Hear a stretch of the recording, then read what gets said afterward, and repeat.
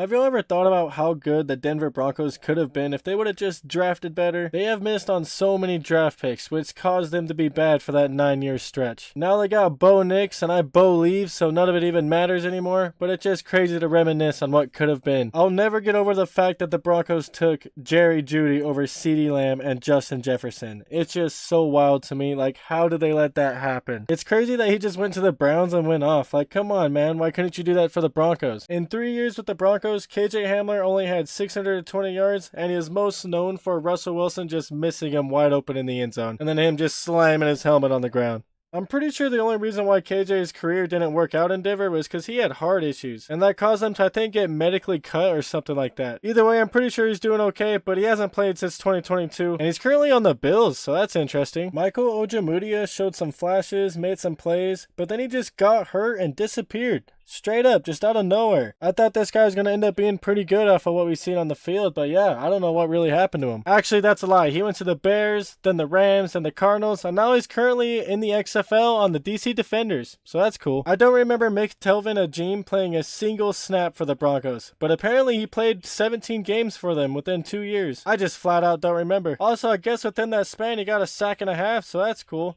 That's more sacks than I got in the league. He also played 1 game for the Colts and did nothing. I really wish that Greg Dulcich would have worked out. This freaking guy had all the talent. He had all the hair. How could he fail like he did? Well, injuries is why. He had to correct his gait or something like that. I don't know what that even means. But it kept him off the field for long enough for the Broncos to cut him. He never got to live up to his potential. And neither did Noah Fant. The Broncos can never just get that tight end position right. You got Jake Butt, Jeff Hireman. None of them guys worked out. Let's just hope Evan Ingram can finally save the position, because until the Broncos finally draft a guy like George Kittle, who they could have freaking had, they're just gonna have to keep drafting guys. Legit though, the Broncos drafted Jake Butt 1 pick ahead of George Kittle. That pick keeps a guy up at night. Just a sad missed opportunity for the Broncos. The Broncos also drafted guys like Jamar Johnson, who did nothing, Caden Stearns, who looked good, then got hurt and was cut. Dalton Reisner looked good his rookie year and then fell off a cliff, and then he finally took a while to sign with the Vikings. I almost forgot to mention Albert Okwuegbunam,